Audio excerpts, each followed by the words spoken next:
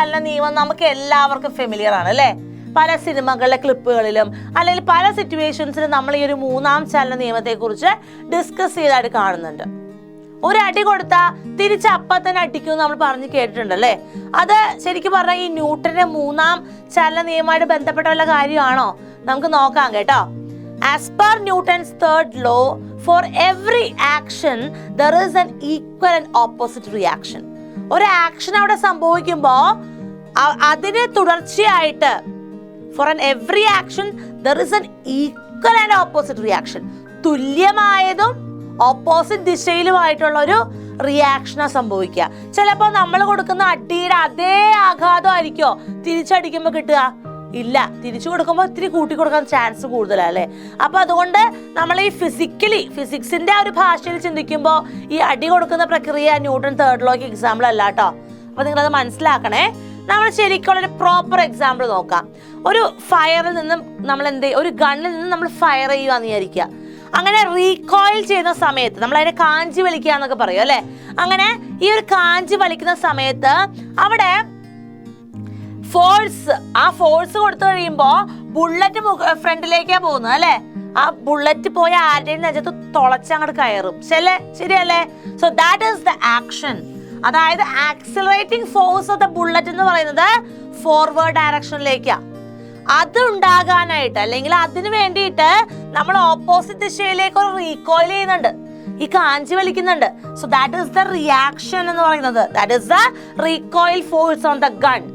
അപ്പൊ ഈ ബുള്ളറ്റ് ഫ്രണ്ടിലേക്ക് പോകാൻ ആ ഒരു ആക്ഷൻ ഉണ്ടാകാൻ കാരണം റീകോയിൽ ഓഫ് ദ ഗണ്ണ. അതാണ് റിയാക്ഷൻ എന്ന് പറയുന്നത്. അപ്പൊ ഒരേ സമയം കാഞ്ചി വലിക്കുമ്പോൾ ബുള്ളറ്റ് ഫ്രണ്ടിലേക്ക് പോകും. So bullet is going in the forward direction which is action. Recoil of gun which is in the backward direction is the reaction. അപ്പോൾ ന്യൂട്ടൺസ് തേർഡ് ലോയ്ക്ക് എക്സാമ്പിൾ മനസ്സിലായല്ലോ. റീകോയിൽ ഓഫ് ദ ഗൺ ആയിട്ട് ബന്ധപ്പെട്ടിട്ടുള്ള questions ആണ് കൂടുതൽ നമുക്ക് newton third law ആയിട്ട് ബന്ധപ്പെട്ട എക്സാമിന് വരുന്നത്. സോ മറ്റൊരു എക്സാമ്പിൾ നോക്കാം. When A book is placed on A table, നമുക്കറിയാലോ ഒരു ബുക്ക് നമ്മൾ മേശപ്പുറത്ത് വെച്ച് കഴിഞ്ഞാൽ the wait of the book എവിടെ അനുഭവപ്പെടുക? ആ ടേബിളിലെ താഴത്തേക്കാണ് അനുഭവപ്പെടുക, ഡൗൺവേർഡ് ഡയറക്ഷനിലേക്ക് അനുഭവപ്പെടുന്നത്. ഇനി അത് മാത്രമല്ല, ആ സമയത്ത് തിരിച്ചെന്ത് ചെയ്യുന്നുണ്ട്? The table exerts an equal force on the book in the upward direction. Table തിരിച്ചെന്ത് ചെയ്യുന്നുണ്ട്? അപ്വേർഡ് ഡയറക്ഷനിലേക്ക് ഒരു ഫോഴ്സും കൊടുക്കുന്നുണ്ട് അല്ലെ? സോ ബുക്ക് കൊടുക്കുന്ന ഫോഴ്സ് മുകളിലേക്കാണ്, അതുപോലെ തന്നെ ടേബിൾ കൊടുക്കുന്ന ഫോഴ്സ് മുകളിലേക്കാണ്, ബുക്ക് കൊടുക്കുന്ന ഫോഴ്സ് താഴേക്കുവാ. മനസ്സിലായല്ലോ? ടേബിൾ എക്സേർട്ട് ചെയ്യുന്ന ഫോഴ്സും ഉണ്ട്, ബുക്ക് എക്സേർട്ട് ചെയ്യുന്ന ഫോഴ്സും ഉണ്ട്. So weight of the book എന്ന് പറയുന്നത് എന്താണ്? അത് ആക്ഷൻ ആണ്. മനസ്സിലായല്ലോ? If the force applied by the book on the table is the action, എന്താ reaction? The force applied by the table on the book. Table ആ ബുക്കിൽ കൊടുക്കുന്ന ഫോഴ്സ് ആണെന്ത്? റിയാക്ഷൻ. ടേബിള് ഈ ബുക്കിൽ കൊടുക്കുന്ന ഫോഴ്സ് ആണെന്ത്? റിയാക്ഷൻ എന്ന് നമ്മൾ പറയുക. മനസ്സിലായോ? ടേബിള് ആ ബുക്കിൽ കൊടുക്കുന്ന ഫോഴ്സ് ആണ് നമ്മൾ റിയാക്ഷൻ എന്ന് പറയുന്നത്. മനസ്സിലായി എന്ന് വിചാരിക്കുന്നു. ക്ലിയർ ആണല്ലോ? സോ ഈ രണ്ട് കാര്യങ്ങൾ നിങ്ങൾ ഇവിടെ മനസ്സിലാക്കണം. ഏതൊരു ന്യൂട്ടന്റെ തേർഡ് ലോ തന്നാലും എക്സാമ്പിൾ തന്നാലും അവിടെയുള്ള ആക്ഷനും റിയാക്ഷനും കൃത്യമായിട്ട് മനസ്സിലാക്കി എഴുതാൻ നിങ്ങൾക്ക് സാധിക്കണം കേട്ടോ. ഇനി നമ്മൾ കാണാൻ പോകുന്നത് ലോ ഓഫ് കൺസർവേഷൻ ഓഫ് മൊമെന്റത്തെ കുറിച്ചിട്ടാണ്. അതായത് ആക്ക സംരക്ഷണ നിയമം. നോക്കാം. When there is no external force on a body or a system, ഒന്നില്ലെങ്കിൽ ഏതെങ്കിലും ഒരു വസ്തുവില് അല്ലെങ്കിൽ ഒരു ഗ്രൂപ്പ് ഓഫ് ബോഡി, ഒരു സിസ്റ്റത്തില് നമ്മൾ പുറമേ നിന്നൊരു എക്സ്റ്റേണൽ ഫോഴ്സ് കൊടുക്കുന്നില്ല എങ്കിൽ അവിടെ ടോട്ടൽ മൊമെന്റം എന്ന് അല്ലെങ്കിൽ ടോട്ടൽ എന്താ പറയുക ആക്കം എന്ന് പറയുന്നത് അവിടെ എന്തായിരിക്കും? കോൺസ്റ്റന്റ് ആയിരിക്കും. അതായത് മൊമെന്റത്തിന് മാറ്റം ഉണ്ടാകുന്നില്ല. എത്ര നേരം? Till external force is not applied. External force കൊടുത്താൽ മാറും. എക്സ്റ്റേണൽ ഫോഴ്സ് അപ്ലൈ ചെയ്യാതിരിക്കുന്നത്തോളം സമയം അവിടെയുള്ള ടോട്ടൽ മൊമെന്റം എന്തായിരിക്കും? കോൺസ്റ്റന്റ് ആയിരിക്കും എന്നാ പറയാ. അതായത് dp/dt change in momentum with respect to time എന്ന് പറഞ്ഞാൽ എഫ് ആണ്.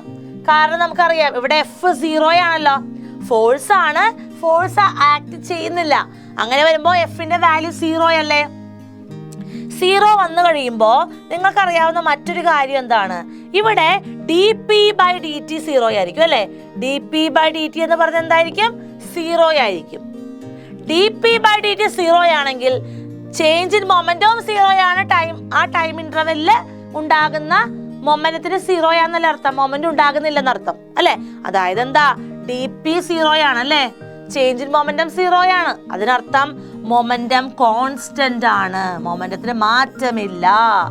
മൊമെന്റത്തിന് മാറ്റമില്ലാത്തത് കൊണ്ടാണ് നമ്മൾ എന്ത് പറഞ്ഞത്, അവിടെ കോൺസ്റ്റന്റ് മൊമെന്റം ആണ്. കാരണം അവിടെ എക്സ്റ്റേണൽ ഫോഴ്സ് ആക്ട് ചെയ്യപ്പെടുന്നില്ല. അപ്പൊ നമുക്ക് ഒന്നുകൂടെ ആക്ക സംരക്ഷണ നിയമം പറയാം. എത്ര നേരം ഒരു എക്സ്റ്റേണൽ ഫോഴ്സ് നമ്മൾ കൊടുക്കുന്നില്ല, അത്രയും നേരം ആ സിസ്റ്റത്തിന്റെ അല്ലെങ്കിൽ ആ ബോഡിയുടെ ടോട്ടൽ മൊമെന്റം എന്ന് പറയുന്നത് കോൺസ്റ്റന്റ് ആയിരിക്കും. കാരണം മൊമെന്റം മാറുന്നില്ല. ക്ലിയർ ആണല്ലോ? This is known as the law of conservation of momentum, ആക്ക സംരക്ഷണ നിയമം. ഇവിടെ നമ്മൾ റീകോയിൽ ഓഫ് ദ ഗൺ ആണ് വീണ്ടും കാണുന്നത്. നമുക്ക് ആക്ക സംരക്ഷണ നിയമം വെച്ചിട്ട് നമുക്ക് എന്ത് ചെയ്യാം, ഈ ഒരു എക്സാമ്പിളിന് നമുക്ക് പറയാം. നമ്മൾ നേരത്തെ തന്നെ പറഞ്ഞു റീകോയിൽ ഓഫ് ദ ഗൺ അല്ലെ, അത് റിയാക്ഷൻ ആണ് ന്യൂട്ടൺ തേർഡ് ലോ പ്രകാരം, അത് ബാക്ക്വേർഡ് ഡയറക്ഷനിലേക്കാണ് വരുന്നത്. അതേസമയം ആക്ഷൻ എന്ന് പറയുന്നത് എന്താണ്, ബുള്ളറ്റും ഫോർവേഡ് ഡയറക്ഷനിലേക്ക് പോകുന്നതാ. അപ്പൊ അവിടെ ഒരു ആക്സിലറേറ്റിംഗ് ഫോഴ്സ് ഉണ്ടാകുന്നുണ്ട്. ശരിയാണല്ലോ? അപ്പൊ അങ്ങനെ അവിടെ ഒരു എന്താ പറയുന്നത്, ഒരു ആക്സിലറേറ്റിംഗ് ഫോഴ്സ് ഉണ്ട്. അപ്പോൾ നമ്മൾ ഇതിനെ ഇനി കാണാൻ പോകുന്നത്, എക്സ്പ്ലെയിൻ ചെയ്യാൻ പോകുന്നത് law of conservation of momentum വെച്ചിട്ടാണ് കേട്ടോ. തേർഡ് ലോ വെച്ച് നമ്മൾ കണ്ടു. ഇനി നമ്മൾ കാണാൻ പോകുന്നത് എന്തിന്റെ ബേസിസിലാ, on the basis of law of conservation of momentum. Law of conservation of momentum വെച്ച് നമുക്ക് ഈ ഒരു എക്സാമ്പിൾ ഒന്ന് വിശകലനം ചെയ്യാം. On the basis of law of conservation of momentum. മാറിപ്പോകരുത്. അപ്പൊ എക്സാമിന് എന്താണോ ചോദിക്കുന്നത് അതായിട്ട് ബന്ധപ്പെട്ട് വേണം നമ്മൾ റീകോയിൽ ഓഫ് ദ ഗണ്ണിനെ ബന്ധപ്പെടുത്താൻ. അതായത് തേർഡ് ലോ ചോദിച്ചാൽ അതായിട്ടുള്ള കൺസെപ്റ്റ് വെച്ച് പറയുക. മൊമെന്റത്തിന്റെ കാര്യം വെച്ച് പറയുവാണെങ്കിൽ അതിനെ വെച്ച് എന്ത് ചെയ്യണം, നിങ്ങളിത് എക്സ്പ്ലെയിൻ ചെയ്യാനായിട്ട് നിങ്ങൾക്ക് അറിഞ്ഞിരിക്കണം കേട്ടോ. അപ്പൊ നമുക്ക് ഇതിന്റെ ഡെറിവേഷനിലേക്കാണോ, ലോ ഓഫ് കൺസർവേഷൻ ഓഫ് മൊമെന്റത്തിന്റെ ഡെറിവേഷനിലേക്കാണ് നമ്മൾ പോകാൻ പോകുന്നത്. എല്ലാവരും ശ്രദ്ധിച്ചിരിക്കുക. ഓക്കെ, അപ്പൊ നമ്മളിവിടെ പറഞ്ഞു ഇവിടെ ബുള്ളറ്റ് ഉണ്ട് ഇതിന്റെ ഉള്ളില്, അതുപോലെ തന്നെ എന്തുണ്ട്, ഇവിടെ നമുക്കൊരു ഗണ്ണും കാണാം. So let the gun and the bullet inside it represents an isolated system. ഒരൊറ്റപ്പെട്ട സിസ്റ്റം ആണ് നമുക്ക് ഇതിനെ കൺസിഡർ ചെയ്യാം. Let this be an isolated system consisting of a gun and a bullet inside it. അങ്ങനെയാണെങ്കിൽ ഇനീഷ്യലി ഈ ബുള്ളറ്റും അതുപോലെ ഗണ്ണും രണ്ടും റെസ്റ്റിലാണ് അല്ലെ, ഇനീഷ്യലി തുടക്കത്തില്. But the momentum of the system before firing, അപ്പൊ എന്തായിരിക്കും momentum of the system before firing? Momentum of the system before firing എന്തായിരിക്കും, 0 ആയിരിക്കും. ഫയർ ചെയ്യുന്നില്ലല്ലോ, അനങ്ങാതിരിക്കുമല്ലോ, റെസ്റ്റിലായതുകൊണ്ട് തന്നെ momentum of the system before firing will be 0. ഇനി when the bullet is fired, bullet നമ്മൾ fire ചെയ്തു. when the bullet is fired, bullet fire ചെയ്ത് കഴിഞ്ഞപ്പോൾ അവിടെ എന്ത് സംഭവിച്ചു, it moves forward അല്ലെ, it moves forward and the gun will recoil. അവിടെ ഗൺ എന്ത് ചെയ്യുന്നുണ്ട്, റീകോയിൽ ചെയ്യുന്നുണ്ട്. ഗൺ റീകോയിൽസ്, അതുപോലെ തന്നെ ബുള്ളറ്റ് മൂവ്സ് ഫോർവേഡ്. ശരിയാണല്ലോ? ഈ രണ്ട് കാര്യങ്ങളാണ് ഇവിടെ സംഭവിക്കുക. എപ്പോഴാ, when the bullet is fired. അങ്ങനെയാണെങ്കിൽ മക്കളെ നമ്മൾ ഈ ഒരു സിറ്റുവേഷനിൽ ഓർക്കേണ്ട കുറച്ച് കാര്യങ്ങളുണ്ട്. സ്മോൾ എം എന്ന് പറയുന്നത്, small m represents the mass of bullet. Let small m be the mass of bullet. ബുള്ളറ്റിന്റെ മാസ് നമ്മൾ അസ്യൂം ചെയ്യുക. അതുപോലെ സ്മോൾ v എന്ന് പറയുന്നത് let it be the velocity of bullet. ആ വെലോസിറ്റി ആണ് എന്തിന്റെയാണ്, ബുള്ളറ്റിന്റെ. ഇനി അങ്ങനെയാണെങ്കിൽ നമുക്ക് ഗണ്ണിന്റെ പറയണോ അല്ലെ, ഗണ്ണിനെ നമുക്കൊന്ന് കൺസിഡർ ചെയ്യാം. Let capital M represents mass of gun. കാരണം ഗണ്ണാണല്ലോ വലുത്, ബുള്ളറ്റ് ആയിട്ടുള്ള ചെറിയ വസ്തു അല്ലേ. അതുപോലെ capital V be the velocity of gun. ഗണ്ണിന്റെ വെലോസിറ്റി ആണ് ക്യാപിറ്റൽ V. അപ്പൊ ഗൺ വലുതായോണ്ട് ക്യാപിറ്റൽ ലെറ്റേഴ്സ് ആണ് മാസിന് വെലോസിറ്റിയും കൊടുത്തത്. ബുള്ളറ്റ് ചെറുതായോണ്ട് ചെറിയ ലെറ്റേഴ്സ് ആണ് നമ്മൾ ബുള്ളറ്റിന്റെ മാസിന് വെലോസിറ്റിയും കൊടുത്തെന്ന് വിചാരിക്കുക. അങ്ങനെയാണെങ്കിൽ നമുക്കറിയാം when the recoil of the gun, നമ്മൾ റീകോയിൽ ചെയ്യുന്ന സമയത്ത് എക്സ്റ്റേണൽ ഫോഴ്സ് 0 അല്ലേ? എക്സ്റ്റേണൽ ഫോഴ്സ് അപ്ലൈഡ് നമുക്കറിയാം എന്താണ്? 0 ആണ്. So therefore during the recoil ചെയ്യുന്ന സമയത്ത്, റീകോയിൽ ഓഫ് ദ ഗൺ ചെയ്യുന്ന സമയത്ത് എഫ് എക്സ്റ്റേണൽ ഫോഴ്സ് എന്ന് പറഞ്ഞത് എന്താണ്? അത് 0 ആണ്. ശരിയല്ലേ? എക്സ്റ്റേണൽ ഫോഴ്സ് എന്ന് പറഞ്ഞത് ഇത് 0. അപ്പൊ നമുക്കതൊന്ന് അവിടെ എഴുതി നോക്കാം. F external is 0. അങ്ങനെയാണെങ്കിൽ നമുക്ക് ഇവിടെ എങ്ങനെ ഇക്വേറ്റ് ചെയ്യാം? Momentum P before firing, momentum before firing, momentum before firing is equal to momentum after firing. Momentum മാറുന്നില്ലല്ലോ, നല്ല ടോട്ടൽ മൊമെന്റം കൺസേർവ്ഡ് ആവുള്ളൂ. So momentum before firing is equal to momentum after firing. ഇത് നമുക്കിവിടെ value substitute ചെയ്യണം. നമുക്കറിയാലോ momentum before firing എന്ന് പറയുമ്പോൾ നമ്മൾ നേരത്തെ തന്നെ പറഞ്ഞു കഴിഞ്ഞു, ബിഫോർ ഫയറിംഗ് വെലോസിറ്റി 0 ആയതുകൊണ്ട് തന്നെ ഈ ഒരു ടോട്ടൽ മൊമെന്റവും 0 ആയി പോകും. അപ്പൊ നമ്മൾ എന്ത് മാത്രം നോക്കിയാൽ മതി? മൊമെന്റം ആഫ്റ്റർ ഫയറിംഗ് മാത്രം ഓർത്താൽ മതി അല്ലെ? മൊമെന്റം ആഫ്റ്റർ ഫയറിംഗ് ആണ് കൺസിഡർ ചെയ്യേണ്ടത്. So what is momentum after firing? Momentum after firing എന്ന് പറഞ്ഞാൽ ഇറ്റ് ഈസ് ആക്ച്വലി mv, അതായത് സ്മോൾ mv എന്ന് പറയുമ്പോൾ എന്താ? Mass of bullet into velocity of bullet plus mass of gun into velocity of gun. Small letter mv plus capital mv. അതായത് വെലോസിറ്റിക്ക് ഡയറക്ഷനിലാണ് നമുക്ക് vector ക്വാണ്ടിറ്റിയുടെ direction കൂടെ കാണിക്കാം. അങ്ങനെയാണ് എങ്കിൽ നമുക്ക് ഇതിനെ വേറെ രീതിയിൽ എഴുതാം. Capital mv represents small mv. കാരണം പോസിറ്റീവ് ആണ്, നമ്മൾ അതിനെ അത് അവിടെ നിർത്തിയിട്ട് മൈനസിന് അപ്പുറത്തേക്ക് കൊണ്ടുപോവുക. സോ അപ്പോൾ എന്ത് വരും? നെഗറ്റീവ് mv എന്നായി. ഇവിടെ ഈ mvക്ക് നെഗറ്റീവ് ഇടും, ഡയറക്ഷൻ സൈഡ് മാറിയപ്പോൾ. ഇനി ഇവിടെ നമ്മൾ കാണാൻ പോകുന്നത് റീകോയിൽ വെലോസിറ്റിയാ. അങ്ങനെയാണെങ്കിൽ velocity of gun, so therefore velocity of gun, അതായത് റീകോയിൽ വെലോസിറ്റി അല്ലേ? റീകോയിൽ വെലോസിറ്റി എന്തായിരിക്കും? v ആയിരിക്കും. ഇറ്റ് ഈസ് ഈക്വൽ ടു, നമുക്ക് എങ്ങനെ എഴുതാം? v is equal to minus m into delta v. അതായത് velocity of bullet into mass of bullet. Negative ആയതിന്റെ കാരണം ബുള്ളറ്റ് പോകുന്നത് റീകോയിൽ ഇതിന്റെ ഓപ്പോസിറ്റ് ഡയറക്ഷനിലായോണ്ടാ, divided by mass of gun. ഇത് ചെയ്യുമ്പോൾ നമുക്ക് അതിന്റെ ആൻസർ കിട്ടും. ശരിയാണല്ലോ? So this is our final equation. Recoil velocity is equal to minus mv divided by m. Negative sign എന്തിനെ represent ചെയ്യുന്നത്? Negative sign shows that the direction of gun is opposite to that of the bullet. മനസ്സിലായല്ലോ?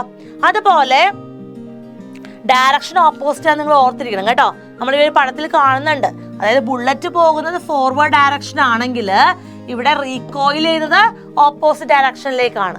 അതുകൊണ്ടാണ് നമ്മുടെ answer വരുമ്പോഴും ഇതുപോലെ negative sign വരിക. So recoil velocity എപ്പോഴും ഓർക്കണം, ബുള്ളറ്റ് പോകുന്നതിന്റെ ഓപ്പോസിറ്റ് ദിശയിലേക്കായിരിക്കും വരുന്നത്. പ്രോബ്ലം ചെയ്യുമ്പോൾ നിങ്ങൾക്ക് അവിടെ ഒരു നെഗറ്റീവ് ചിഹ്നം ഉണ്ടായിരിക്കും. മനസ്സിലായല്ലോ? പഠിക്കണം കേട്ടോ. ഇത് എക്സാമിന് ഷുവർ ആയിട്ട് വരാവുന്ന ഒരു ഇമ്പോർട്ടൻ്റ് ഒരു ഡെറിവേഷൻ ആണ്. റീകോയിൽ ഓഫ് ദ ഗൺ വെച്ചിട്ട് നമ്മൾ എന്ത് ചെയ്യുവാണ്? We are finding out the conservation of momentum. മനസ്സിലായി മക്കളെ? നമുക്കൊരു ചോദ്യം കണ്ടാലോ? What is a recoil speed of the gun? അതാണ് കണ്ടുപിടിക്കാൻ പോകുന്നത്. ഇവിടെ നമുക്ക് ക്വസ്റ്റ്യൻ എന്തൊക്കെ തന്നെന്ന് ആദ്യം നോക്കണം. മാസ് തന്നിട്ടുണ്ട്. ഗണ്ണിന്റെ shell of mass 0.020 kilogram is fired by a gun. ഗണ്ണിന്റെ മാസ് ആണ് 100 കിലോ. എപ്പോഴും മാറിപ്പോകരുത് കേട്ടോ. Mass of gun capital M ആണ് എന്ത്? 100 കിലോ. 100 കിലോയുള്ള ഒരു ഗണ്ണിൽ നിന്ന് ഒരു ഷെല്ല് വന്നിട്ടുണ്ട്. ആ ഷെല്ല് പുറത്തേക്ക് പോകുമ്പോൾ അതിന്റെ മാസാണ് 0.020 കിലോ എന്ന് പറയുന്നത്. വളരെ ചെറിയൊരു മാസം. ഇനി the muscle speed of the shell, ഷെല്ലിന്റെ മസിൽ സ്പീഡ് എന്ന് പറയുമ്പോൾ വെലോസിറ്റി സ്മോൾ വി എന്ന് പറഞ്ഞാൽ എന്താ? 80 മീറ്റർ പെർ സെക്കൻഡാ. അങ്ങനെയാണെങ്കിൽ റീകോയിൽ വെലോസിറ്റി അല്ലെങ്കിൽ recoil speed of the gun എന്ന് പറയുമ്പോൾ ക്യാപിറ്റൽ വി കണ്ടുപിടിക്കണം. ഇപ്പൊ നമ്മൾ അതിന്റെ ഇക്വേഷൻ കണ്ടേ ഉള്ളൂ അല്ലേ? ക്യാപിറ്റൽ വിയുടെ ഇക്വേഷൻ ഇവിടെ സബ്സ്റ്റിറ്റ്യൂട്ട് ചെയ്യുക. Capital V is equal to നമ്മൾ എന്താ പറഞ്ഞേ?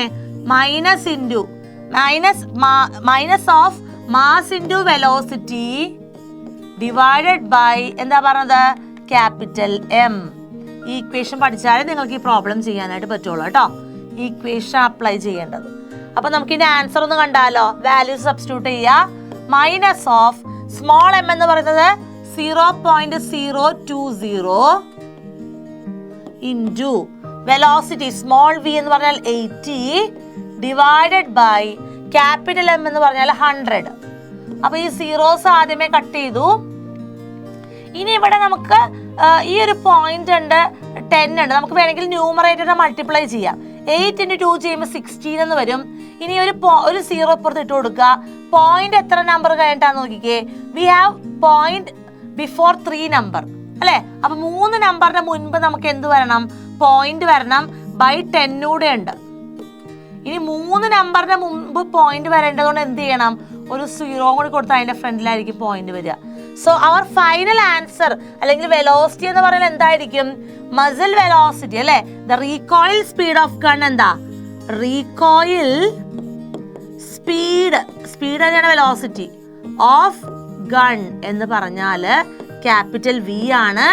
ഡയറക്ഷൻ ഉള്ളതാണ് നമ്മൾ ആ ഡയറക്ഷൻ മാർക്ക് ചെയ്യുന്നത്. മാർക്ക് ചെയ്തില്ലെങ്കിലും കുഴപ്പമില്ല. അതിന്റെ ആൻസർ ആണ് 0.016. സ്പീഡ് അല്ലേ? നമ്മളിവിടെ സ്പീഡ് നേരത്തെ മീറ്റർ പെർ സെക്കൻഡ് കണ്ടോണ്ട് ഇവിടെയും എന്ത് തന്നെയായിരിക്കും? മീറ്റർ പെർ സെക്കൻഡ് തന്നെയാണ് unit. So our final answer for this question is 0.016 metre per second. എല്ലാവർക്കും മനസ്സിലായല്ലോ? തെറ്റിക്കരുത്. കൃത്യമായിട്ട് നിങ്ങൾ മൾട്ടിപ്ലൈയും ഡിവൈഡും ചെയ്ത് വേണം ആൻസറിലേക്ക് എത്താനായിട്ട്. ഓക്കെ, എല്ലാവർക്കും കിട്ടിയെന്ന് വിചാരിക്കുന്നു. നമുക്ക് മറ്റൊരു ചോദ്യത്തിലേക്ക് പോയാലോ? ഇനി നമ്മൾ കാണാൻ പോകുന്നത് കണികയുടെ സന്തുലനം അഥവാ ഇക്വിലിബ്രിയം ഓഫ് എ പാർട്ടിക്കിൾ.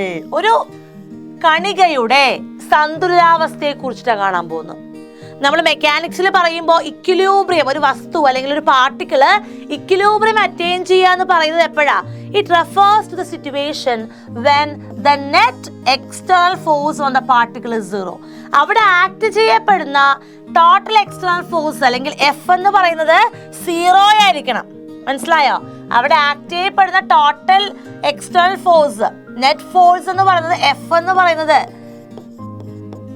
0 ആണെങ്കിലാണ് ആ പാർട്ടിക്കിൾ ഇക്വിലിബ്രിയത്തിലാണ്, സന്തുലിതമായ അവസ്ഥയിലാണ് എന്ന് നമുക്ക് പറയാൻ സാധിക്കുക.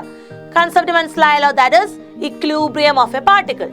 അപ്പോൾ നമ്മൾ മെക്കാനിക്സിൽ കോമൺ ആയിട്ട് ഉള്ള ഫോഴ്സുകളെ കുറിച്ച് പറയുമ്പോൾ 2 പ്രധാനപ്പെട്ട ഫോഴ്സുകളാണ് മെക്കാനിക്സിലുള്ളത്. കോണ്ടാക്ട് ഫോഴ്സും അതുപോലെ നോൺ കോണ്ടാക്ട് ഫോഴ്സും. നമുക്കറിയാം, നമ്മൾ നടക്കുന്ന സമയത്ത് നമ്മുടെ ഫീറ്റ് ഗ്രൗണ്ടിൽ ടച്ച് ചെയ്യുന്നുണ്ട് അല്ലേ? അതായത് നമ്മുടെ ബോഡിയുടെ വെയിറ്റ് താഴെ ഫ്ലോറിലേക്ക് എക്സേർട്ട് ചെയ്യുമ്പോൾ തിരിച്ച് ഫ്ലോർ എന്ത് ചെയ്യുന്നുണ്ട്? നമ്മുടെ മേത്തേക്ക് ഓപ്പോസിറ്റ് ഡയറക്ഷനിൽ അല്ലെങ്കിൽ അപ്വേർഡ് ഡയറക്ഷനിൽ ഒരു ഫോഴ്സ് എക്സേർട്ട് ചെയ്യുന്നുണ്ട്. അതാണ് ഫ്രിക്ഷൻ അല്ലെ? സോ ഫ്രിക്ഷൻ എന്ന് പറയുന്നത് ഒരു കോണ്ടാക്ട് ഫോഴ്സാ. 2 ബോഡി കോണ്ടാക്ട് ചെയ്യുന്ന സമയത്ത് മാത്രമേ ഫ്രിക്ഷൻ ഉണ്ടാവുള്ളൂ. And friction is the force which opposes the relative motion between the 2 objects in contact. പരസ്പരം കോണ്ടാക്ട് ചെയ്യുന്ന 2 വസ്തുക്കളെ ഒപ്പോസ് ചെയ്യുന്ന ഫോഴ്സ് ആണ് എന്ത്? ഫ്രിക്ഷൻ. അതുപോലെ തന്നെയാണ് വിസ്കോസിറ്റി, മറ്റൊന്ന് എയർ റെസിസ്റ്റൻസ്. ഇതെല്ലാം തന്നെ കോണ്ടാക്ട് ഫോഴ്സുകൾക്ക് ഉദാഹരണമാണ്. മറ്റൊന്ന് മസ്കുലാർ ഫോഴ്സ്. നമുക്ക് കിണറ്റിൽ നിന്ന് വെള്ളം കോരണം, നമ്മൾ ആ കപ്പി ഉപയോഗിച്ച് കയർ ഉപയോഗിച്ച് വലിച്ചു കയറ്റിയാലേ വെള്ളം മുകളിലേക്ക് വരുള്ളൂ അല്ലേ? സോ അതൊരു കോണ്ടാക്ട് ഫോഴ്സാ. നമുക്ക് എഴുതണം, ഈ പേന പിടിച്ചാലേ എഴുതാൻ പറ്റുള്ളൂ. സോ ഇവിടെ ഞാനൊരു മസിൽസ് ഉപയോഗിച്ച് എന്ത് ചെയ്യുന്നുണ്ട്? ഒരു ഫോഴ്സ് കൊടുക്കുന്നുണ്ട്. ഇത് കോണ്ടാക്റ്റിലായതുകൊണ്ട് നമുക്ക് എന്ത് പറയാം? It is an example for a contact force. So a contact force of an object arises due to the contact with some other object. ഒരു വസ്തു മറ്റൊരു വസ്തുവുമായിട്ട് കോണ്ടാക്റ്റിലിരിക്കുമ്പോൾ മാത്രമേ അവിടെ ഈ ഒരു കോണ്ടാക്ട് ഫോഴ്സ് എന്ത് ചെയ്യുന്നുള്ളൂ? അനുഭവപ്പെടുന്നുള്ളൂ. മനസ്സിലായല്ലോ? അപ്പൊ അങ്ങനെയാണെങ്കിൽ എന്താ നോൺ കോണ്ടാക്ട് ഫോഴ്സ്? നമുക്കറിയാം, 2 വസ്തുക്കൾ തമ്മിൽ ഒരിക്കലും കോണ്ടാക്ട് ഉണ്ടാകില്ല. അങ്ങനെ കോണ്ടാക്ട് ഇല്ലാത്ത സമയത്താണ് ഈ ഒരു ഫോഴ്സ് ആക്ട് ചെയ്യുക. പ്രധാനമായും നമ്മുടെ ഭൂമിയിൽ, നമ്മുടെ പ്രപഞ്ചത്തിൽ കാണുന്ന ഒരു നോൺ കോണ്ടാക്ട് ഫോഴ്സ് ആണ് ഗ്രാവിറ്റി അല്ലെ? ഗുരുത്വാകർഷണം. ഒരിക്കലും വസ്തുക്കള് കൂട്ടിയിരിക്കണം, മുട്ടിയിരിക്കണം എന്ന് യാതൊരു നിർബന്ധവും ഇല്ല അല്ലേ. ഒരു പ്രത്യേക ഒരു വലയത്തിൽ എത്തുമ്പോൾ തന്നെ നമുക്ക് ആ ഒരു ഫോഴ്സ് ഫീൽ ചെയ്യാൻ സാധിക്കും. അതുകൊണ്ടാണ് യൂണിവേഴ്സൽ ലോ ഓഫ് ഗ്രാവിറ്റേഷൻ പ്രകാരം every body attracts every other body in the universe എന്ന് നമ്മൾ പറയുന്നത് അല്ലേ.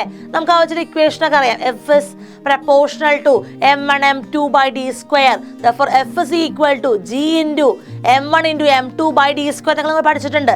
G is called gravitational constant. ഇതൊക്കെ നിങ്ങൾക്ക് അറിയാം അല്ലേ. അപ്പോൾ ഓർക്കണം, കോണ്ടാക്ട് ഫോഴ്സും നോൺ കോണ്ടാക്ട് ഫോഴ്സും എന്ന് പറയുന്നത് മെക്കാനിക്സിലെ രണ്ട് കോമൺ ഫോഴ്സുകളാണ് കേട്ടോ. ഇനി നമുക്ക് ഘർഷണം അഥവാ ഫ്രിക്ഷനെ കുറിച്ചൊന്ന് ഡീറ്റെയിൽ ആയിട്ട് കണ്ടാലോ? റെഡിയാണോ എല്ലാവരും? അങ്ങനെയാണെങ്കിൽ നമുക്ക് പോകാം ഘർഷണം എന്ന് പറയുന്ന ഒരു പ്രധാനപ്പെട്ട കോണ്ടാക്ട് ഫോഴ്സിനെ കുറിച്ച് മനസ്സിലാക്കാനായിട്ട്. ഫ്രിക്ഷൻ ഞാൻ പറഞ്ഞു, it is A force that develops at the surfaces of the contact of two bodies. ഞാൻ മറ്റൊരു കാര്യം കൂടി നേരത്തെ പറഞ്ഞായിരുന്നു, അത് ഒപ്പോസിറ്റ് ഫോഴ്സാ. അതായത് ഒരു ഫോഴ്സ് ഫോർവേഡ് ഡയറക്ഷനിലാണെങ്കിൽ മറ്റ് ഫോഴ്സ് ഓപ്പോസിറ്റ് ഡയറക്ഷനിലായിരിക്കും അല്ലേ. അതിനെ ഓവർകം ചെയ്തിട്ടാണ് അവിടെ റിലേറ്റീവ് മോഷൻ സംഭവിക്കുന്നത്. സോ ഫ്രിക്ഷൻ എന്ന് പറയുമ്പോൾ it opposes the motion of the two objects in contact. അതാണ് നിങ്ങൾ പ്രധാനമായിട്ടും മനസ്സിലാക്കേണ്ട ഒരു കാര്യം കേട്ടോ. ഇവിടെ the boy is trying to push the table. അവനെ കൂടുതൽ ഫോഴ്സ് എക്സർട്ട് ചെയ്യാൻ സാധിച്ചാൽ എന്ത് സംഭവിക്കും? അവിടെ ആ ടേബിൾ മൂവ് ചെയ്യും അല്ലെ. അതേ സമയത്ത് തിരിച്ചൊരു ഫോഴ്സ് ഓഫ് ഫ്രിക്ഷൻ ഓപ്പോസിറ്റ് ഡയറക്ഷനിലേക്ക് അനുഭവപ്പെടുന്നുണ്ട്. തിരിച്ചൊരു ഫോഴ്സ് ഓഫ് ഫ്രിക്ഷൻ അവന്റെ സൈഡിലേക്ക് അനുഭവപ്പെടുന്നുണ്ട്. അതിന്റെ കാരണം എന്താണ്? Here the bodies are in contact with the floor. അതുകൊണ്ടാണ് കേട്ടോ. അതുപോലെ തന്നെ he is exerting A force on the table. അപ്പോൾ ഇവൻ എക്സേർട്ട് ചെയ്യുന്ന ഫോഴ്സ് കൂടുതലായതുകൊണ്ടാണ്, ഈ ഫ്രിക്ഷനെ ഓവർകം ചെയ്യുന്നത് കൊണ്ടാണ് എന്ത് ചെയ്യുന്നത്? ഈ ടേബിൾ മൂവ് ചെയ്യുന്നത്. അവനത് എക്സേർട്ട് ചെയ്യുന്ന ഫോഴ്സ് കുറവാണെങ്കിലോ ടേബിൾ മൂവ് ചെയ്യോ? ഇല്ല. Coming to the types of friction, പ്രധാനമായും സ്റ്റാറ്റിക് ഫ്രിക്ഷൻ നിങ്ങൾ കേട്ട് കാണും അല്ലെ. സ്റ്റാറ്റിക് ഫ്രിക്ഷൻ, സ്റ്റാറ്റിക് എന്നുള്ള വാക്കിന്റെ അർത്ഥം എന്താ? മൂവ് ചെയ്യാൻ സാധിക്കാത്തത്. അപ്പൊ അവർ ആ പെർട്ടിക്കുലർ പോയിന്റിൽ മാത്രം അനുഭവപ്പെടുന്ന ഘർഷണം, അതാണ് static friction.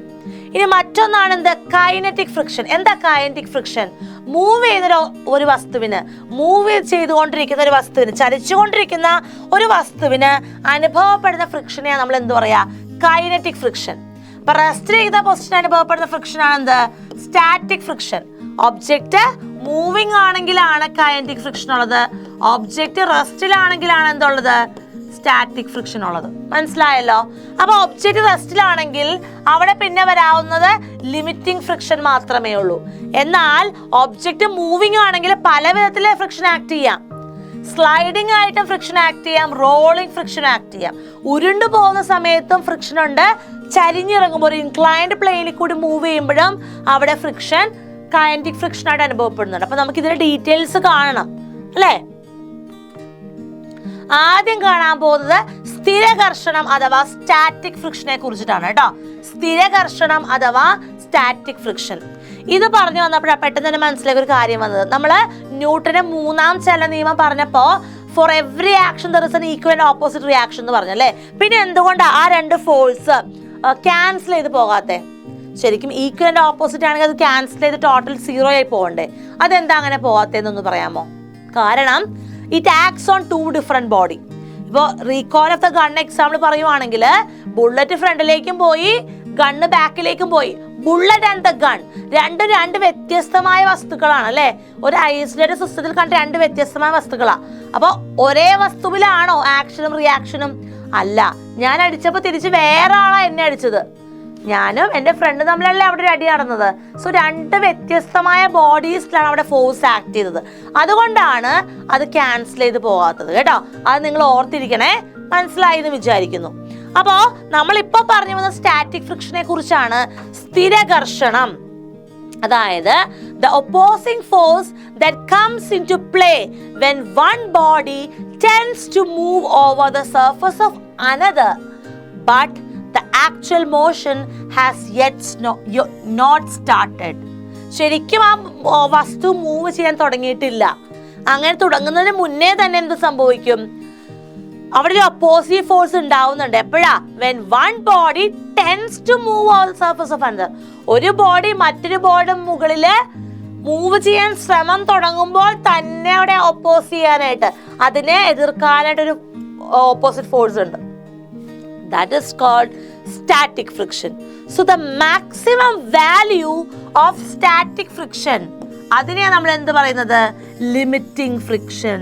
Okay, static friction, ആ വസ്തു ആ ഘർഷണം കൊണ്ട് അനങ്ങാതിരിക്കാണ്ട് മാക്സിമം എന്ത് വാല്യൂ വരെ സാധിക്കും, പിന്നെ അത് മൂവ് ചെയ്ത് പോകും. ഇപ്പൊ ലിമിറ്റിംഗ് ഫ്രിക്ഷൻ എന്ന് പറയുമ്പോൾ എന്താ, അവിടെ വരെ നമുക്ക് ഫ്രിക്ഷൻ നിർത്താൻ പറ്റുള്ളൂ. ഇതേ ഓവർകം ചെയ്ത് ഫോഴ്സ് വന്നു കഴിഞ്ഞാൽ ബോഡി മൂവ് ചെയ്യാൻ തുടങ്ങും കേട്ടോ. So the maximum value of static ഫ്രിക്ഷനെ നമ്മൾ എന്ത് പറയാ? Limiting friction. എല്ലാവർക്കും മനസ്സിലായല്ലോ എന്താണ് ലിമിറ്റിംഗ് ഫ്രിക്ഷൻ എന്ന്? മനസ്സിലായി. That's about static friction. മക്കളെ, ഇനി നമ്മൾ കാണുക കൈനറ്റിക് ഫ്രിക്ഷൻ അഥവാ ഗതിക ഘർഷണം. എന്താണ് ഗതിക ഘർഷണം? മൂവിങ് ഒബ്ജക്ട്സിനാണ് ഞാൻ ഈ ഒരു ഗതിക ഘർഷണം ഉള്ളതെന്ന് മിസ് പറഞ്ഞല്ലേ. അപ്പോ it is the dynamic friction which is the opposite force that comes into play when one body is actually moving over the surface of another body. ശരിക്കും ഒരു വസ്തു മറ്റൊരു ബോഡിയുടെ പുറത്ത് മൂവ് ചെയ്യുന്ന സമയത്ത് അവിടെ അനുഭവപ്പെടുന്ന ഒപ്പോസിറ്റ് ഫോഴ്സ് ആണ് ഡൈനാമിക് ഫ്രിക്ഷൻ അഥവാ കൈനറ്റിക് ഫ്രിക്ഷൻ എന്ന പേരിൽ അറിയപ്പെടുന്നത്. അപ്പോൾ ഓർക്കണം, ഇത് മൂവിങ് ഒബ്ജക്ട്സിനാണ് ആപ്ലിക്കബിൾ ആയിട്ടുള്ളത്. മൂവിങ് ആയിട്ടുള്ള ഒബ്ജക്ട്സിലാണ് കൈനറ്റിക് ഫ്രിക്ഷൻ വരുന്നത്. നമുക്ക് ലോസ് ഓഫ് സ്റ്റാറ്റിക് ഫ്രിക്ഷൻ നോക്കാം. എക്സാമിന് വരുന്നൊരു ക്വസ്റ്റ്യൻ ആണ് സ്ഥിര ഘർഷണ നിയമങ്ങൾ. ഫസ്റ്റ് പോയിന്റ് നോക്കാം. The force of maximum static friction is directly proportional to the normal reaction. അപ്പോ ദ മാക്സിമം സ്റ്റാറ്റിക് ഫ്രിക്ഷൻ എന്ന് പറയുന്നത് ലിമിറ്റിംഗ് ഫ്രിക്ഷൻ, അത് നോർമൽ റിയാക്ഷന് n-ന് പ്രൊപ്പോർഷണൽ ആയിരിക്കും. രണ്ടാമത്തെ പോയിന്റ് ഇതാണ്. The force of static friction is opposite to the direction in which the body tends to move. Body ഏത് ഡയറക്ഷനിലേക്കാണ് മൂവ് ചെയ്യാൻ ശ്രമിക്കുന്നത്, അതിന്റെ ഓപ്പോസിറ്റ് ദിശയിലായിരിക്കും force of static friction. So force of static friction റൈറ്റിലേക്കാണെങ്കിൽ ബോഡി മൂവ് ചെയ്യാൻ ശ്രമിക്കുന്നത് എങ്ങോട്ടേക്കായിരിക്കും? ലെഫ്റ്റിലേക്കായിരിക്കും. ക്ലിയർ ആണല്ലോ. തേർഡ് പോയിന്റ് നോക്കാം. The force of static friction is parallel to the surfaces in contact. Static friction അവിടെയുള്ള രണ്ട് സർഫസുകൾക്ക് പാരലൽ ആയിട്ട്, ഇങ്ങനെ പാരലൽ ആയിട്ടായിരിക്കും എന്ത് ചെയ്യുക? ആക്ട് ചെയ്യപ്പെടുന്നത്. അപ്പൊ നമുക്ക് അടുത്ത പോയിന്റ് നോക്കാം കേട്ടോ. The force of maximum static friction is independent of the area of contact. അതായത് എത്ര നേരമാണോ ഈ നോർമൽ റിയാക്ഷൻ കോൺസ്റ്റന്റ് ആയിട്ടിരിക്കുന്നത്, നോർമൽ റിയാക്ഷൻ മാറാതിരിക്കുന്ന അത്രയും നേരം എന്തായിരിക്കും the value or the force of maximum static friction എന്ന് പറയുന്നത് എന്തായിരിക്കും? It will not depend on area of contact. Area of കോണ്ടാക്ടിനെ ഡിപ്പെൻഡ് ചെയ്യുന്നില്ല, അത് ഇൻഡിപെൻഡന്റ് ആണ്. Okay, and the final fifth point എന്ന് പറഞ്ഞതാണ് the force of static friction depends only on the nature of the surfaces of contact. ഞാൻ പറഞ്ഞു friction എന്ന് പറയുമ്പോൾ തന്നെ എന്താ? It is an opposing force acting on two surfaces in contact. അപ്പം അതുകൊണ്ട് തന്നെ ആ കോണ്ടാക്റ്റിലിരിക്കുന്ന രണ്ട് സർഫസുകളുടെ നേച്ചറിനെ അത് ഡിപ്പെൻഡ് ചെയ്യുന്നുണ്ട്. ഞാൻ പറഞ്ഞല്ലേ, നല്ല സ്മൂത്ത് സർഫസുകളാണെങ്കിൽ എന്ത് സംഭവിക്കും? അവിടെ ഫ്രിക്ഷൻ കുറവായിരിക്കും, സ്കിഡ് ചെയ്യാനുള്ള ചാൻസ് കൂടും. അതാണ് മഴയത്തൊക്കെ നമ്മുടെ വണ്ടി സ്കിഡ് ആവുന്നത്, അല്ലെങ്കിൽ നമ്മളൊരു പഴത്തൊലി ചവിട്ടുമ്പോൾ നമ്മൾ വീഴുന്നത്, അല്ലെങ്കിൽ എന്താ പറയുക നല്ല സ്മൂത്ത് ആയിട്ടുള്ള നല്ലൊരു മാർബിളിലെ ഫ്ലോറിലൊക്കെ നമ്മൾ സ്കിപ്പ് ചെയ്യാൻ ചാൻസ് ഉള്ളത് അല്ലേ.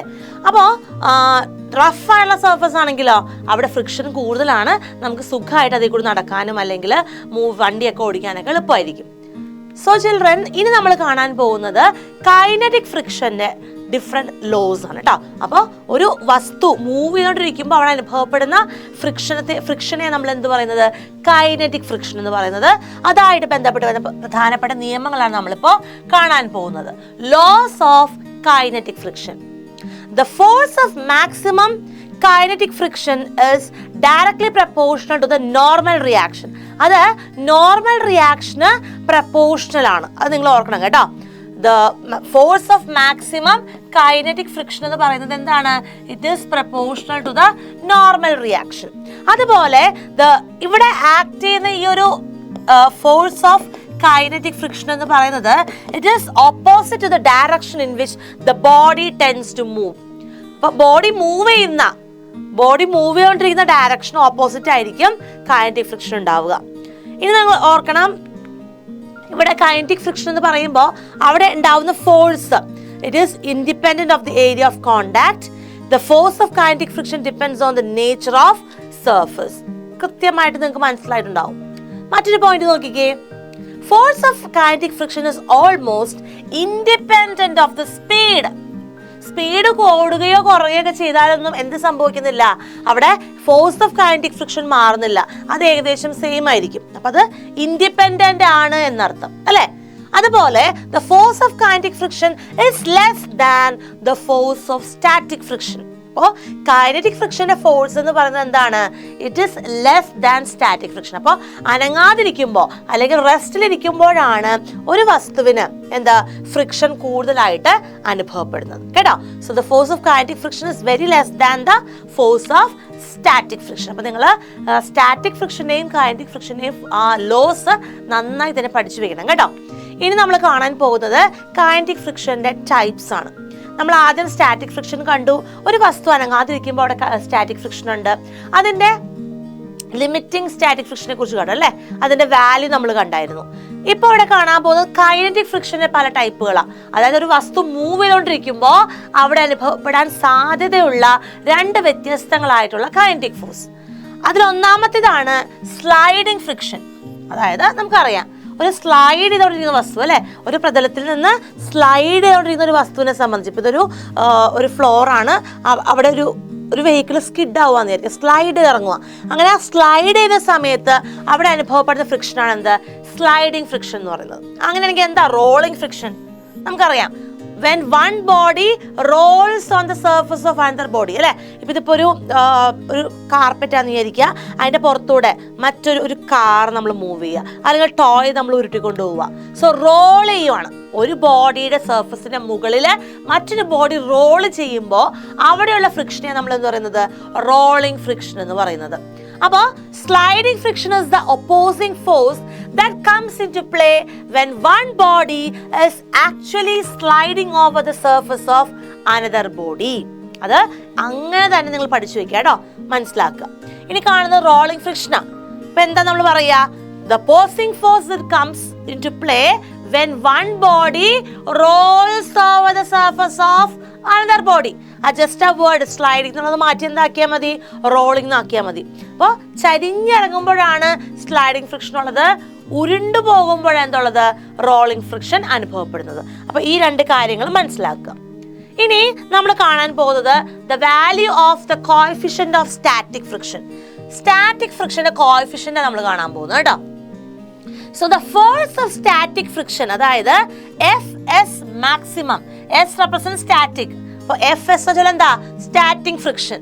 അതിന്റെ മാക്സിമം വാല്യൂ എന്ന് പറയുന്നത് എന്തിനെയാണ് ഡിപ്പെൻഡ് ചെയ്യുന്നത്? It is directly proportional to the normal reaction. അപ്പൊ നമുക്ക് എങ്ങനെ എഴുതാം? ഈ Fs മാക്സിമം എന്ന് പറയുന്നത് it is proportional to n. അതായത് നോർമൽ റിയാക്ഷൻ ഇൻക്രീസ് ചെയ്യുവാണെങ്കിൽ ഈ Fs മാക്സിമം അതിന്റെ വാല്യൂ എന്ത് ചെയ്യുന്നുണ്ട്? ഇൻക്രീസ് ചെയ്യുന്നുണ്ട് അല്ലെ. അതുപോലെയാണ് ഡിക്രീസ് ചെയ്യുമ്പോൾ സംഭവിക്കുന്നത്. അങ്ങനെയാണെങ്കിൽ ഇവിടെ ഒരു പ്രപ്പോർഷണാലിറ്റി സൈൻ ഉണ്ട് അല്ലെ. ആ പ്രപ്പോർഷണാലിറ്റി മാറ്റി ഈക്വൽ ടു ആക്കുമ്പോൾ എന്ത് സംഭവിക്കും? അവിടെ നമ്മളൊരു കോൺസ്റ്റന്റ് കൊടുക്കണം അല്ലെ. ആ കോൺസ്റ്റന്റ് ആണ് ഇവിടെ വന്നിരിക്കുന്നത് മ്യൂ എസ്. മ്യൂ നമ്മൾ എങ്ങനെ എഴുതുന്നത്? യു എഴുതുക, അതിന്റെ ഫസ്റ്റ് സൈഡ് ഒന്ന് താഴേക്ക് എക്സ്റ്റെൻഡ് ചെയ്യുക കേട്ടോ. That is spelled as mu. എന്താണ്? മ്യൂ, യു അല്ല, മ്യൂ. സോ മ്യൂ എസ്, അതായത് Fs മാക്സിമം എന്ന് പറയുന്നത് it is equal to coefficient of static friction into normal reaction. മനസ്സിലായെന്ന് വിചാരിക്കുന്നു. അതിനെ നമുക്ക് ഇങ്ങനെ എഴുതാം, അതായത് ആ കോഎഫിഷ്യന്റ് ഓഫ് സ്റ്റാറ്റിക് ഫ്രിക്ഷൻ മാത്രം എടുക്കുവാണെങ്കിൽ മ്യൂ എസ് എന്ന് പറഞ്ഞാൽ എന്തായിരിക്കും? Mu S will be equal to Fs maximum divide by n. ഇതാണ് നമ്മുടെ ഇക്വേഷൻ കേട്ടോ. mu s is equal to Fs maximum by n.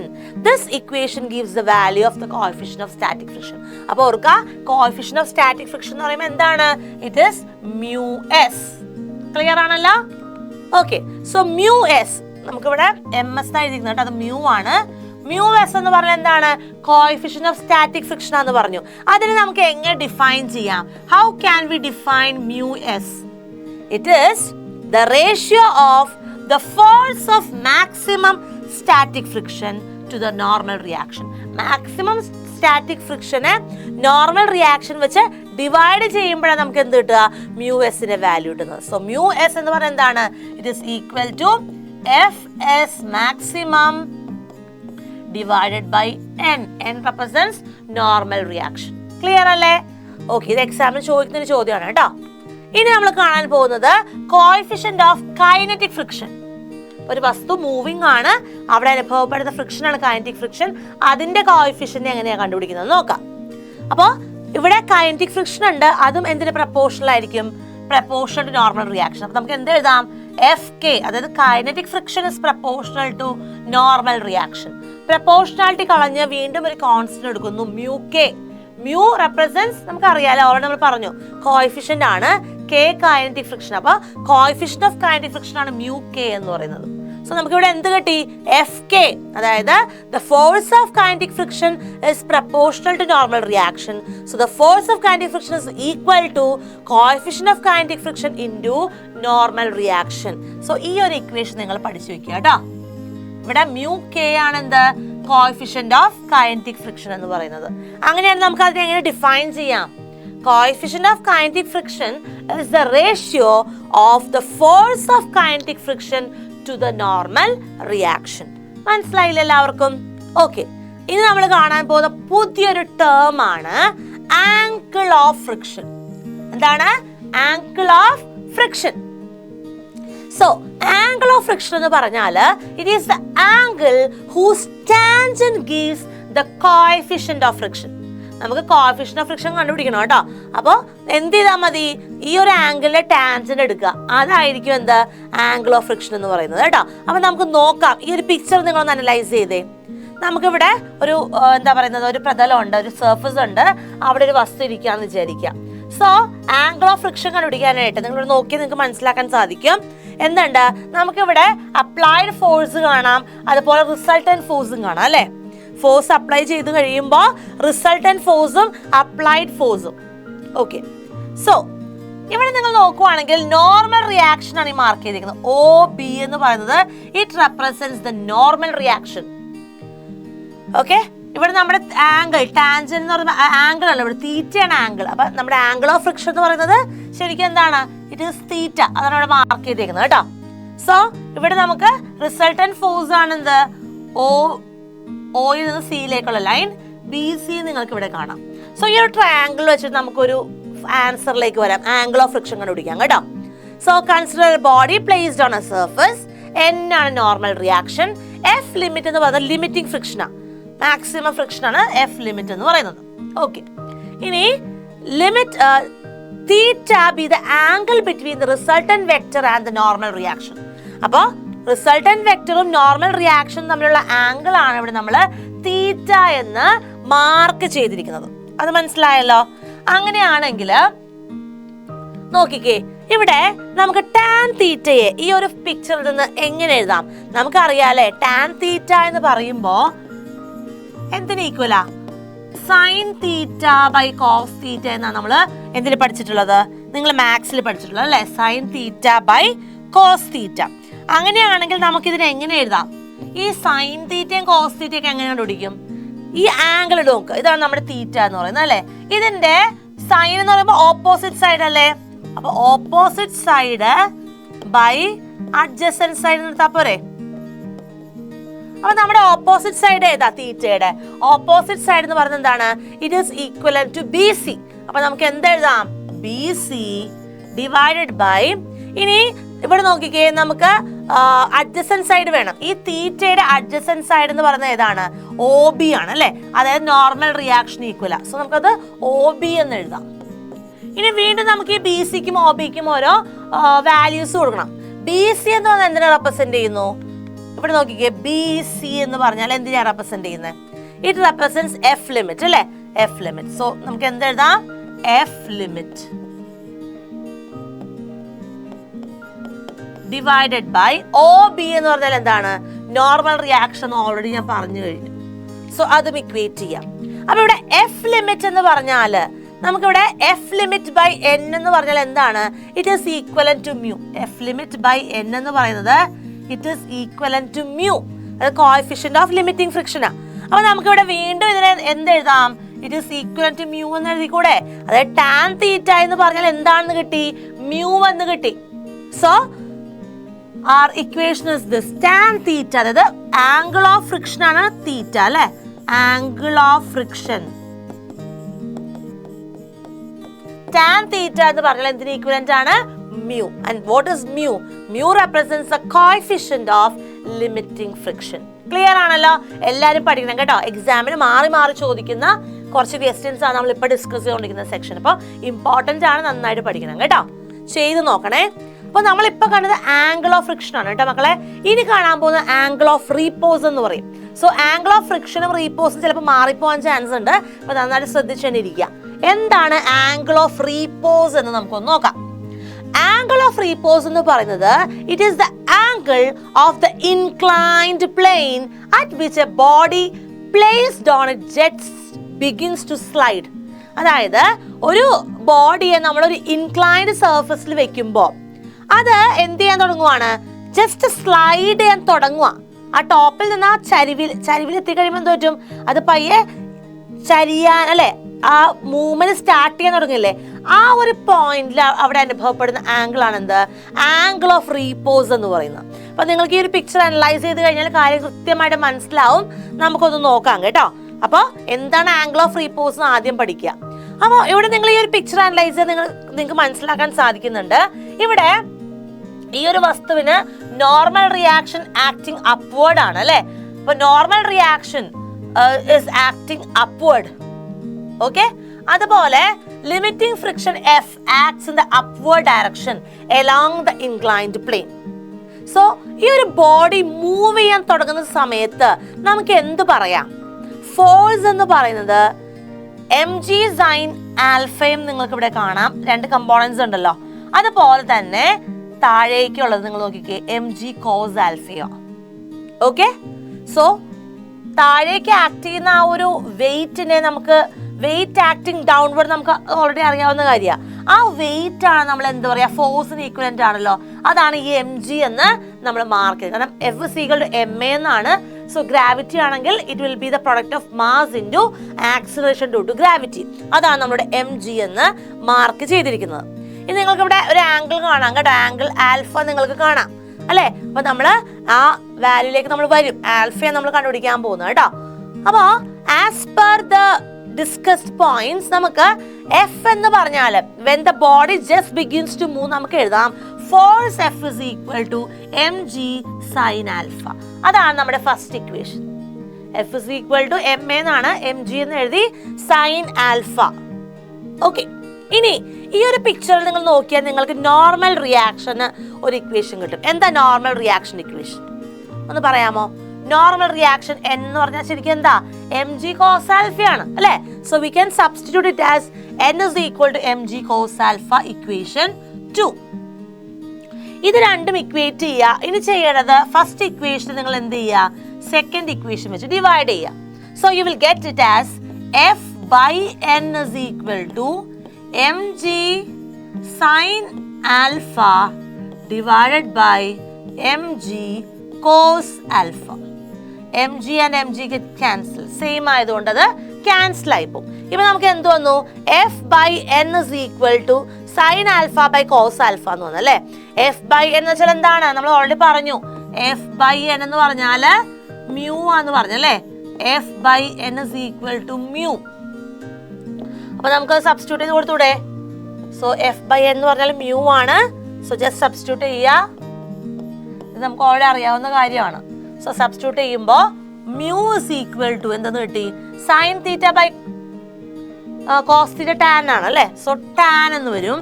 ഇവിടെ ആൽഫ ആയതുകൊണ്ട് tan alpha is equal to mu എന്നാ കിട്ടുക. എന്താ കിട്ടുക?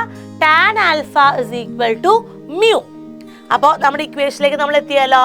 So here we got the equation for angle of repose. Angle of repose കിട്ടി. tan alpha is equal to mu. mu already നമുക്ക് നേരത്തെ കിട്ടിയതാ ആംഗിൾ ഓഫ് ഫ്രിക്ഷൻ അല്ലേ? സോ ഇവിടെ നമുക്ക് എന്ത് മനസ്സിലായി? From this it is clear that angle of friction എന്ന് പറഞ്ഞാൽ angle of friction is equal to angle of repose എന്ന് പറയാം. ആംഗിൾ ഓഫ് ഫ്രിക്ഷനും ആംഗിൾ ഓഫ് റീപോസും ഈക്വൽ ആയിരിക്കും. അതുകൊണ്ടാണ് mu is equal to tan alpha എന്ന് നമുക്ക് കിട്ടിയത്. മനസ്സിലായല്ലോ? So this is how we found out the value for angle of friction and angle of repose. അതുപോലെ അത് എങ്ങനെ ഈക്വൽ ആയി എന്ന് നമുക്ക് മനസ്സിലായി അല്ലേ? അപ്പോൾ നിങ്ങൾ ചെയ്ത് പഠിക്കും. നിങ്ങളുടെ ഡെറിവേഷൻസ് മറന്നു പോകും. അപ്പോൾ അതുകൊണ്ട് കുറച്ച് സ്റ്റെപ്സ് ഉള്ളെങ്കിൽ പോലും നിങ്ങൾ അത് ചെയ്ത് നോക്കണം. എന്നാലേ എക്സാമിന് നിങ്ങൾക്ക് അത് അതുപോലെ തന്നെ എഴുതാൻ പറ്റുള്ളൂ. ഇനി നമുക്ക് കുറച്ച് കോമൺ കാര്യങ്ങൾ നോക്കാം. ഫ്രിക്ഷന്റെ പ്രധാനപ്പെട്ട അഡ്വാൻറ്റേജസ് അല്ലേ? നിങ്ങൾ ചെറിയ ക്ലാസ് തൊട്ടേ പഠിക്കുന്ന നമുക്ക് നടക്കാൻ സാധിക്കുന്നത് എന്തുകൊണ്ടാണ്? ഫ്രിക്ഷൻ ഉള്ളതുകൊണ്ടാണ്. എഴുതാൻ പറ്റുന്നത്, വസ്തുക്കളെ ഹോൾഡ് ചെയ്ത് പിടിക്കാൻ പറ്റുന്നത്, അല്ലെങ്കിൽ സ്ലിപ്പ് ചെയ്ത് പോയാനെ, അതെല്ലാം ഫ്രിക്ഷൻ കൊണ്ടാണ്. അതുപോലെ friction helps in striking matches. നമുക്ക് ഒരു തീപ്പെട്ടി കൊള്ളി കത്തിക്കാൻ പറ്റുന്നത് ഫ്രിക്ഷൻ ഉള്ളതുകൊണ്ടാണ്. വണ്ടികൾ ഡ്രൈവ് ചെയ്യാൻ പറ്റുന്നത്, അതുപോലെ തന്നെ നമ്മൾ വിചാരിക്കുന്ന സമയത്ത് ഒരു വെഹിക്കിൾ സ്റ്റോപ്പ് ചെയ്യാൻ, സ്റ്റാർട്ട് ചെയ്യാൻ, ബ്രേക്ക് ഇടാൻ, ഇതിനെല്ലാം ഹെൽപ്പ് ചെയ്യുന്നത് എന്ത് തന്നെയാണ്? ഫ്രിക്ഷൻ ആണ്. സോ ഫ്രിക്ഷൻ ശരിക്കും പറഞ്ഞു കഴിഞ്ഞാൽ we can say that friction is a friend and A ഫോ. ചില സമയത്ത് നമുക്ക് ആവശ്യമുള്ളൊരു ഫ്രണ്ടാണ്, ചില സമയത്ത് നമുക്ക് എന്താ പറയുക, അനിവാര്യമായിട്ടുള്ള ഒരു കെടുതി എന്നൊക്കെ വേണമെങ്കിൽ പറയാം. അതായത് നമുക്ക് ആവശ്യമില്ല, പക്ഷെ നമുക്കതിനെ ഇല്ലാതാക്കാൻ പറ്റുമോ? ഇല്ല. So for a certain extent നമുക്ക് പറയാം ഫ്രിക്ഷൻ ഇസ് ഗുഡ്. പക്ഷെ എപ്പോഴും അങ്ങനെയല്ല. കാരണം ഇതാണ്, ഡിസഡ്വാൻറ്റേജസ് ഉണ്ട്. It produces wear and tear. ശരിക്കും ഈ ഫ്രിക്ഷൻ ഇല്ലായിരുന്നെങ്കിൽ നമുക്ക് ആജീവനാന്തം ഒരു ചെരുപ്പ് പോരെ, അല്ലെങ്കിൽ ഒരു ഷൂസ് പോരെ. വിയർ ആൻഡ് ടിയർ ഇല്ലല്ലോ, തേഞ്ഞു പോകുന്നില്ല. അപ്പൊ എപ്പോഴും നമുക്ക് ഏറ്റവും ഇഷ്ടപ്പെട്ട ഒരു ജോഡി ചെരുപ്പ് മതിയായിരുന്നു അല്ലേ? പക്ഷെ അത് പറ്റാത്ത എന്തുകൊണ്ടാ? It's because of friction. Friction ഉള്ളതുകൊണ്ട് നമ്മൾ യൂസ് ചെയ്യുന്ന അനുസരിച്ച് എന്ത് പറ്റും? തേയ്മാനം ഉണ്ടാവുന്നുണ്ട്. Then friction leads to wastage of energy in the form of heat. നമുക്ക് വീട്ടിലൊരു പുതിയൊരു മിക്സർ ഗ്രൈൻഡർ വാങ്ങിയെന്ന് വിചാരിക്കുക. ആദ്യമൊക്കെ ഉപയോഗിക്കാൻ പെട്ടെന്ന് സെക്കൻഡുകളോട് നമ്മൾ ഉദ്ദേശിക്കുന്ന കാര്യം നടക്കും. ഗ്രൈൻഡ് ചെയ്യാനും അതുപോലെ ജ്യൂസ് ഉണ്ടാക്കാനൊക്കെ പറ്റും. ആഫ്റ്റർ 2-3 years അത് പഴകും തോറും എന്ത് സംഭവിക്കും? നമ്മളൊരു 1 മിനിറ്റ് കറക്കുമ്പോൾ തന്നെ ആ ജാർ ചൂടാവും അല്ലെ? പെട്ടെന്ന് ചൂടാവും. ആ സമയം കൊണ്ട് നമുക്ക് ചിലപ്പോൾ ആദ്യം വാങ്ങിയ സമയത്ത് കിട്ടുന്ന ഒരു എഫിഷ്യൻ്റ് ആയിട്ടുള്ള ഒരു എന്താ പറയുക ഗ്രൈൻഡിങ് കിട്ടണം എന്നില്ല. സമയം കൂടുതലെടുക്കും ഗ്രൈൻഡ് ആവാൻ. അതിൻ്റെ കാരണം ഇതാ, എന്ത് പറ്റി? ഉപയോഗിക്കും തോറും അവിടെ എനർജി വേസ്റ്റ് ആയി പോകുന്നുണ്ട്. അതാണ് പുതിയ ബൾബ് വാങ്ങുമ്പോൾ നല്ല പ്രകാശം, കുറേ കഴിയുമ്പോൾ ലൈറ്റ് ഒരു മങ്ങലുണ്ടാവാം, അല്ലെങ്കിൽ തൊട്ട് നോക്കുമ്പോൾ മണിക്കൂർ കഴിയുമ്പോഴേക്കും അത് ചൂടാവുന്നത്. അപ്പോൾ കുറച്ച് എനർജി അവിടെ വേസ്റ്റ് ആയിട്ട്, ഹീറ്റ് ആയിട്ട് വേസ്റ്റ് ചെയ്ത് പോകുന്നുണ്ട്. And friction reduces the efficiency of the engine. അതാണ് നമ്മളിപ്പോൾ പറഞ്ഞത്. അപ്പോൾ പ്രധാനമായിട്ടും 3 ഡിസഡ്വാൻറ്റേജസ് ആണ് ഫ്രിക്ഷന് ഉള്ളത്. ഇനി നമുക്ക് എങ്ങനെയൊക്കെ ഈ ഒരു ഫ്രിക്ഷൻ കുറയ്ക്കാം? ഒരു പരിധിവരെ നമുക്ക് വേണമെങ്കിൽ ഫ്രിക്ഷൻ കുറയ്ക്കാൻ സാധിക്കും. അതെങ്ങനെയൊക്കെയാന്ന് നോക്കാം. First one, polishing the surfaces in contact. Polish ചെയ്ത് വെക്കുമ്പോൾ അവിടെ ഫ്രിക്ഷൻ ഉണ്ടാവുന്നത് നമുക്ക് കുറയ്ക്കാൻ സാധിക്കും. അതുകൊണ്ടാണ് നമ്മൾ പെയിന്റ് ചെയ്യുന്നതും അതുപോലെ തന്നെ തുരുമ്പിക്കൽ ഒഴിവാക്കാൻ വേണ്ടി മാത്രമല്ല കേട്ടോ, ആ സർഫസുകൾ തമ്മിൽ ഒരഞ്ഞ ഫ്രിക്ഷൻ വരാതിരിക്കാൻ വേണ്ടിയിട്ടാണ് നമ്മളത് പോളിഷ് ചെയ്യുന്നത്. അതുപോലെ യൂസ് ഓഫ് ലൂബ്രിക്കൻ നമുക്കറിയാലോ, സ്വിങ് മെഷീനിലും മറ്റ് മെഷീൻസിൻ്റെയൊക്കെ അല്ലെങ്കിൽ ഡോറിൻ്റെയൊക്കെ ആ ഒരു എന്താ പറയുക, ആ ഒരു ഗ്രൂവിലൊക്കെ നമ്മൾ എന്തിട്ട് കൊടുക്കും? വെളിച്ചെണ്ണയൊക്കെ, റെസിൻ ഓയിലോ അല്ലെങ്കിൽ ഗ്രീസൊക്കെ ഇട്ട് കൊടുക്കും അല്ലെ? എന്തുകൊണ്ടാണ്? അതിൻ്റെ മോഷൻ കുറച്ചും കൂടി ഈസി ആവാനായിട്ട്. സോ ലൂബ്രിക്കൻ എന്ന് പറയുമ്പോൾ എന്താ? They are the substances which are used to reduce the amount of friction acting on the surface. പ്രധാനമായിട്ട് നമ്മളിപ്പോൾ ഈ മഴക്കാലമൊക്കെ ആകുമ്പോൾ ഡോറൊക്കെ ഇങ്ങനെ ഓപ്പൺ ആക്കാൻ ബുദ്ധിമുട്ട് വരും അല്ലേ? അപ്പോൾ നമ്മൾ ആ ഒരു സൈഡിലിട്ട് കൊടുക്കുന്നത് ഇത് തന്നെയാണ്. മനസ്സിലായല്ലോ? Okay. Ball bearing place between the moving parts of machine. Ball bearings, നിങ്ങൾ ഫാൻ്റെ ആ ഒരു സെൻറ്റർ പോർഷൻ ഒന്ന് ഓപ്പൺ ചെയ്ത് നോക്കിയാൽ നിങ്ങൾക്ക് ബോൾ ബിയറിംഗ് കാണാം. ഒരു ചങ്ങല പോലെ ഒരു സെറ്റിംഗ് കാണാം. അതുപോലെ തന്നെ സൈക്കിളിൻ്റെ ആ ഒരു എന്താ പറയുക, ആ പെഡലിൻ്റെയൊക്കെ അതൊന്ന് അഴിച്ചു നോക്കുവാണെങ്കിൽ നിങ്ങൾക്ക് അവിടെ ഈ ഒരു ബോൾ ബിയറിംഗ് കാണാം. സോ ബോൾ ബിയറിംഗ് എന്ന് പറഞ്ഞാൽ എന്തിനാണ്? It is place between the moving parts of machine to reduce friction. Okay. അപ്പൊ അതുകൊണ്ട് നമുക്ക് ഇതും ഒരു പരിധി വരെ എന്ത് ചെയ്യുന്നുണ്ട്? ഫ്രിക്ഷൻ റെഡ്യൂസ് ചെയ്യാനായിട്ട് ഹെൽപ്പ് ചെയ്യുന്നുണ്ട്.